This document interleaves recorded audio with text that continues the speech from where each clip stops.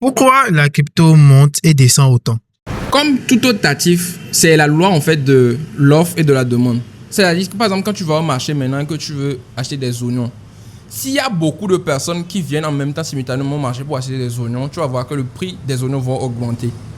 Mais au contraire, s'il y a beaucoup d'oignons au marché, mais il y a personne pour pouvoir acheter, tu vas voir que les prix des oignons vont chuter drastiquement. Donc c'est la même chose aussi avec le marché des cryptos. Si beaucoup de personnes veulent acheter une monnaie, une crypto, ça augmente. Mais si il n'y a pas de, il y a que des vendeurs. Par exemple, les gens veulent juste vendre la monnaie, la crypto là spécifiquement, tu vas voir que ça va chuter. Donc c'est ce qui explique.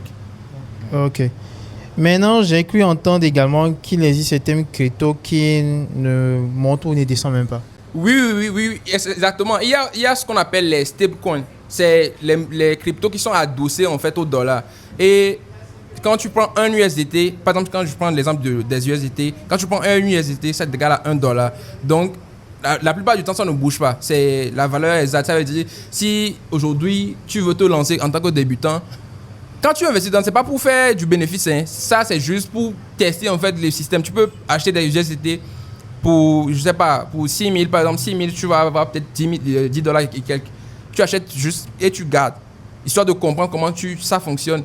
Et maintenant, quand tu as cette USDT là, le jour où tu es prêt maintenant pour investir, tu peux convertir, tu peux prendre ces USDT pour acheter maintenant la crypto que tu veux. Voilà.